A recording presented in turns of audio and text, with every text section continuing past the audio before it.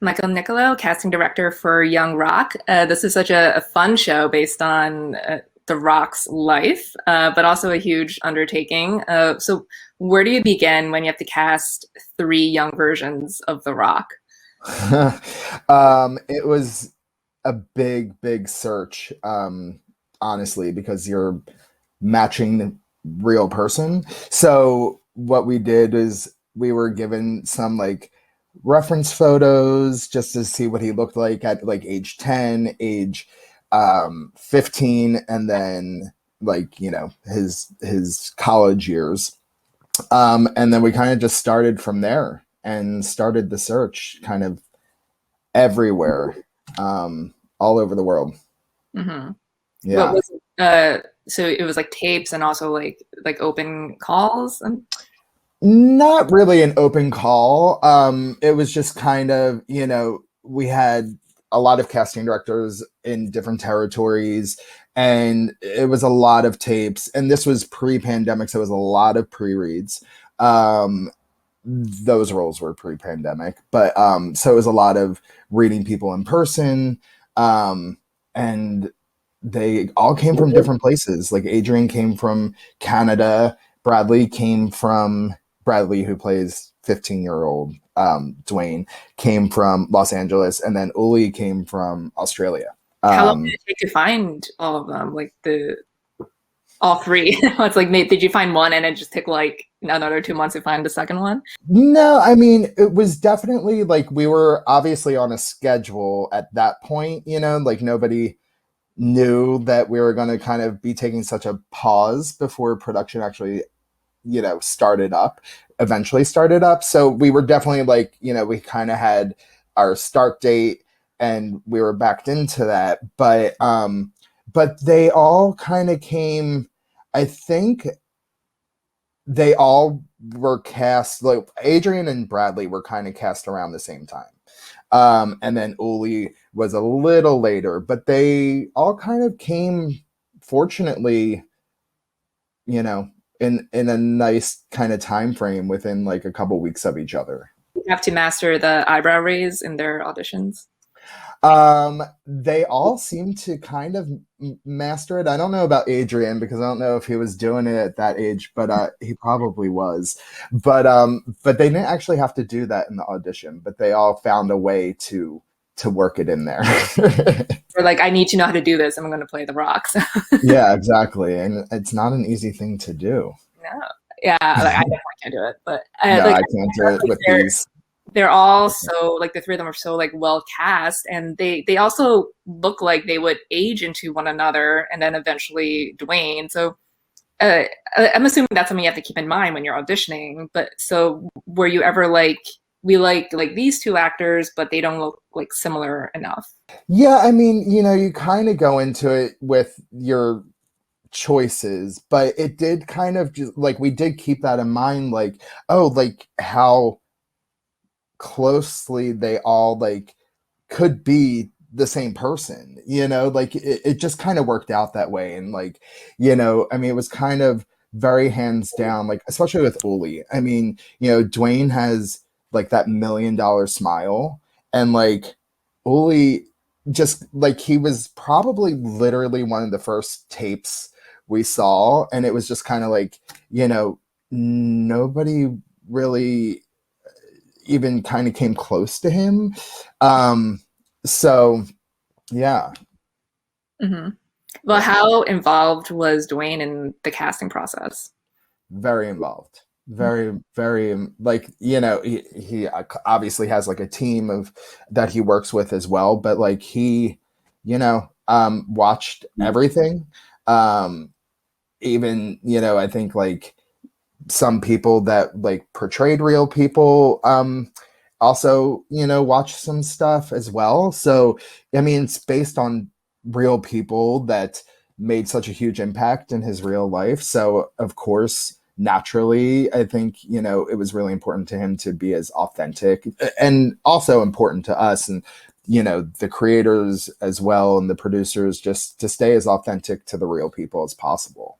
And Yeah. that's like the challenge, is like, being authentic to him, but also to these larger than life people that everybody knows, like Andre the Giant and Macho Man and Junkyard Dog and like all these people just Savage, like Warren Sapp. yeah. Like, I it's mean, so and many famous people.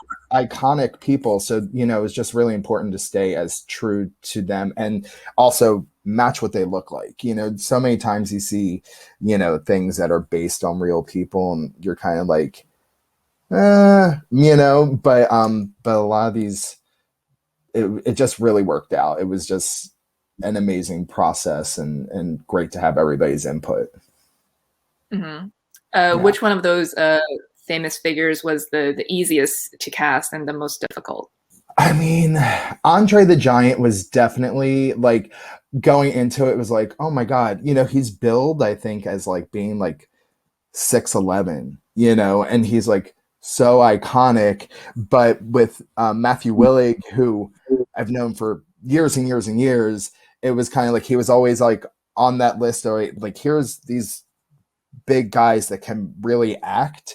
He was always on that list, and Nanachka had just watched like Birds of Prey, and she's like, hey, there was this guy in Birds of Prey, and we were like, yeah, Matthew, like, of course, so we always thought it was going to be like really challenging just to somebody that iconic and huge. But again, like, he was one of the very first people, if not the first person, to read for that role.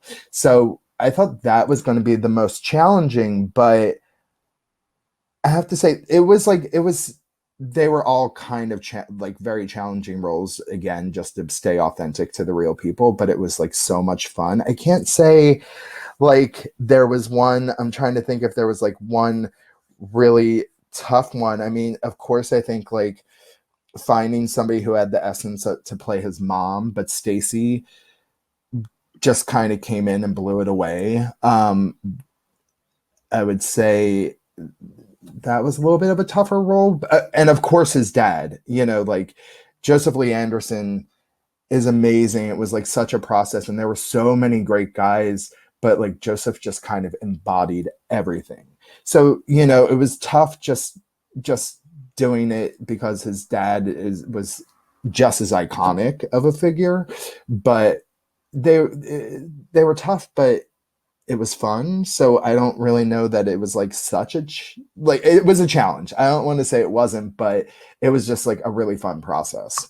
Yeah, and like his family members, like if you were not familiar with his dad, or like his grandma, who was the first like female wrestling promoter, Right. like you could just Google and see that. Like that's what I did, and I was like, oh, like she actually looks like her. So, Totally.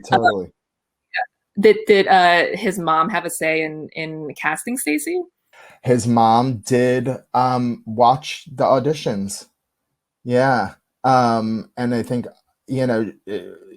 it just was great to have the actual like feedback, from the real person to be like, this is who I want to play me, of like these choices, and there were really great actresses, but it was like, you kind of, it when you see it, and it was like so fortunate. Everybody kind of was always like on that page of like, no, hands down, it's like this person, but yeah, from my understanding, his mom definitely did watch Stacey's audition and had some say in that, if not all the say, when it came to like who she liked. But yeah. And she has his real mom has a couple of cameos on the show too. So was that always like part of the plan to show like some of the real people on the show? Yeah, I mean, she was one of the real people, and Coach O also made an appearance as himself. But I think, yeah, the writers had intended to have her in there, and it just worked so well. Like, even when I was watching the episodes, I was like, oh my God, like I can totally see Stacey becoming Atta, like it matched up where it wasn't like, it didn't take you so out of it, and it just really worked out that way. But yeah, I think, and she's really, really, I was like really impressed with his mom. I had never seen her do acting or anything, but I was like, that last episode, which I watched with the audience, like everybody at the same time as like the real audience, and I was like, it was so touching. I was almost in tears watching it because it was like just so sweet and genuine. Yeah, she's a natural. So, Yeah, she well, the really show is. has been renewed for a second season. Are you returning for a second season? I hope so. I would imagine so, but until it's like official, I never no. Mhm. But I would hope so. I hope it's such a joy and like pleasure to work on the show, especially because I've worked with many of these people for years and years. So fingers crossed. Well, Michael, it's great speaking with you. Thanks so much for your time.